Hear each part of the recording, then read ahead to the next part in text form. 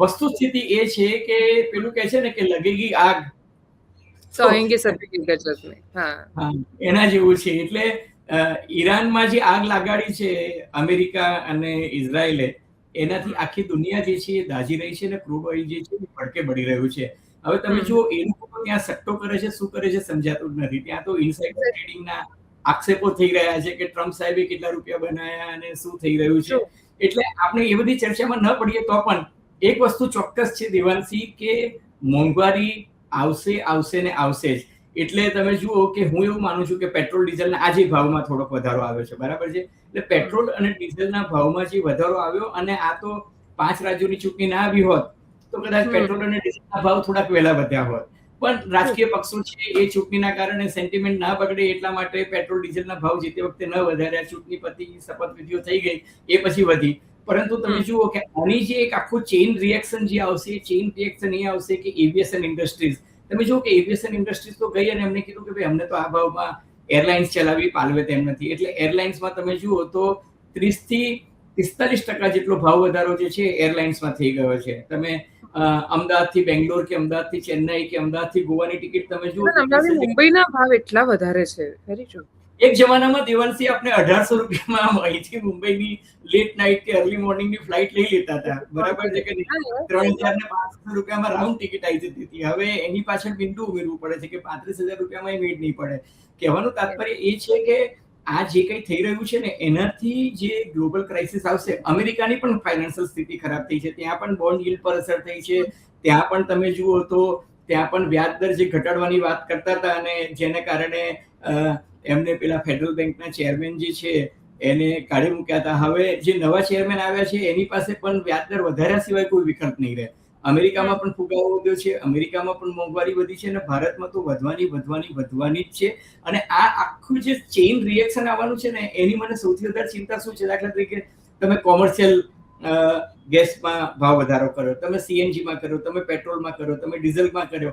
હવે તમે સોની બજાર એની એક આખી જે સાયકલ વધશે, એને કારણે લગભગ 20 થી 25% અસર જે છે ટ્રાન્સપોર્ટેશન ઇન્ડસ્ટ્રીઝથી માંડીને બીજી બધી જ ઇન્ડસ્ટ્રીઝમાં આવશે.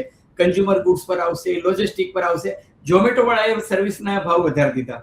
ઝોમેટો વાળાએ પરમ દિવસે 5 કલાક માટે સ્ટ્રાઇક પાડી હતી રવિવારના દિવસે, અને પછી એમને કહ્યું કે અમને અમારો ડિલિવરી ચાર્જ જે છે એ વધારી આપો. એટલે દરેક વસ્તુ જે છે સામાન્ય માણસ પેલું કહે છે ને, છેલ્લે તો સગડો ભાર કન્યાની કેડે જ આવવાનો છે. એટલે મને અને તમને જે સામાન્ય માણસ છે, જે એન્ડ યુઝર છે, એના પર જ આ બધી અસર આવવાની છે. એટલે સ્થિતિ તો ખરેખર બહુ જ ખરાબ છે. અને વડાપ્રધાન નરેન્દ્ર મોદીએ પણ કહ્યું છે કે ભાઈ સ્થિતિ જે છે એ ખરાબ આવવાની છે, અને આપણે કોરોના કાળ તરફ ફરી પાછા જઈ રહ્યા છીએ. એ મતલબનું એમને જે વાત કરી છે એ સંકેત જે છે એ વાસ્તવિકતાથી વિપરીત તો નથી જ. એટલે મને એવું લાગે છે કે હવે તમે જુઓ, તમે જેમ કહ્યું ને શરૂઆતમાં તમારું જે ઓપનિંગ સ્ટેટમેન્ટ હતું કે પડે પડે કેલિડોસ્કોપની માફક જે છે એ ચિત્રો બદલાઈ રહ્યા છે દેવાંશી. કાલે રાત્રે 2 વાગે જ્યારે હું સૂતો હતો અને ત્યારે મને એમ થયું કે ચલો ભાઈ છાપું પતી ગયું, ચેનલ પતી ગઈ, આ બધું જોયું. અને ત્યારે તો ડોનાલ્ડ ટ્રમ્પ એવું હતું કે આજે એટલે કે મંગળવારની રાત્રે ઈરાન પર હુમલો થવાનો હતો. એટલે સવારે જે $111 પર ક્રૂડ ઓઇલ હતું, જે ઘટીને 106, 107 પર આવ્યું હતું, ફરી પાછું રાતના $111, $112 પર પહોંચી ગયું.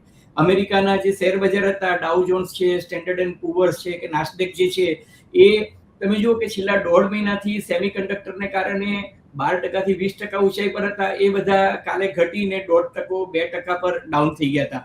હવે આજે સવારે ડોનાલ્ડ ટ્રમ્પ આપણા ભારતીય સમય પ્રમાણે ત્યાં લેટ ઇવનિંગ એમને એવું કીધું કે મને એમ કે સાઉદી અરેબિયાના પ્રિન્સ અને એમ કે કુવૈત અને કતાર ને યુએઈના એમ કે જે શેખ છે, એ લોકો બધા વિનંતી કરી રહ્યા છે કે ઈરાન એમ કે ગંભીરતાથી હવે આપણી મંત્રણાને આગળ વધારી રહ્યું છે, એટલે કે તમે મંગળવાર રાત્રે હુમલો ના કરતા.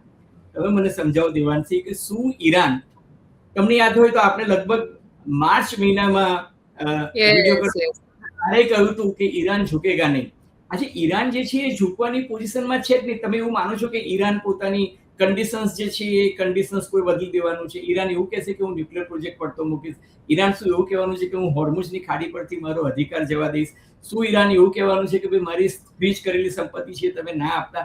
ઈરાને તો જે ગઈકાલે રાત્રે પ્રપોઝલ આપી એમાં એને કોઈ બાંધછોડ કરી જ નથી. ટૂંકમાં ડોનાલ્ડ ટ્રમ્પ તારીખ પે તારીખ આ તારીખે હુમલો કરીશ ને પેલી તારીખે હુમલો કરીશ ને હવે તો ખરેખર કરીશ, એ ડોનાલ્ડ ટ્રમ્પ કહી રહ્યા છે. ઈરાન તો કઈ બોલતું જ નથી. એનું કારણ એ છે કે ઈરાન જે છે ચીન અને રશિયાના ખીલે કૂદી રહ્યું છે અને એ આશ્વસ્ત છે કે અમેરિકાની તાકાત નથી કે જે પહેલા રાઉન્ડમાં જે હુમલો થઈ ગયો એ થઈ ગયો.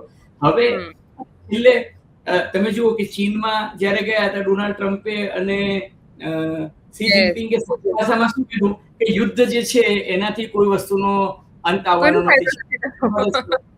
મોદી સાહેબે એ જ વાત નોર્વેમાં અને સ્વીડનમાં કે ભાઈ યુદ્ધથી કશું હાંસલ, તો હવે યુદ્ધથી જો હાંસલ થવાનું જ નથી તો સંવાદ કરો. અને સંવાદમાં તો પછી તમારે આમને સામને સમજૂતી કરવી પડે, બેસીને વાત કરવી પડે, મંત્રણા કરવી પડે. તમે એવું કહી દો કે મેં તમને આ 14 મુદ્દાના પોઈન્ટ આપે એ તમે સ્વીકારી લો તો પછી એક પક્ષે થઈ ગયું ને. એટલે ઈરાન જે છે એ કહે છે ભાઈ અમને અમેરિકાની વાત પર ભરોસો જ નથી. અને આપણે છે ને દેવાંશી ગ્લોબલાઇઝેશનના જમાનામાં જીવી રહ્યા છીએ. એટલે પહેલા એવું કહેવાતું હતું, સામ્યવાદીઓ માટે મજાક કરતા હતા કે ભાઈ રશિયામાં જો વરસાદ પડે કે ચીનમાં વરસાદ પડે તો ભારતીય સામ્યવાદીઓ અહીંયા છત્રી ખોલે છે. હકીકતમાં એ થયું છે કે વૈશ્વિકીકરણને કારણે તમે જુઓ કે ક્રૂડ ઓઇલના ભાવ વધે તો આપણા શેર બજાર પર એની અસર થાય છે, આપણા પેટ્રોલ ડીઝલ પ્રાઇસ દરેક વસ્તુ પર એની અસર થાય છે. એટલે now we are part of globalisation અને દરેક વસ્તુ પર એની અસર થાય છે. આપણે સાહેબ શા માટે કીધું કે ફર્ટિલાઇઝર જે છે એ હવે મોંઘું થવાનું છે, એટલે હવે તમે ઓર્ગેનિક ઉગાડો, ઓર્ગેનિક ખાઓ, તેલ ઓછું કરો, કારણ કે આ બધી વસ્તુ આયાત અને નિકાસ પર નિર્ભર હતી. એટલે વાત તો સાચી છે, વાસ્તવિકતા આપણે સ્વીકારવી પડશે. હું તમને કહું કે આવનારા દિવસો સૌથી કપરા હશે. મને એવું લાગે છે કે 2020માં જે કોરોનાનો જે પહેલો કાળ આવ્યો, પ્રથમ તબક્કો, એ સ્થિતિમાં જો કદાચ આપણે આગામી 3 મહિનામાં ન પહોંચીએ એવી જ આપણે પ્રાર્થના ભગવાનને કરવી રહી.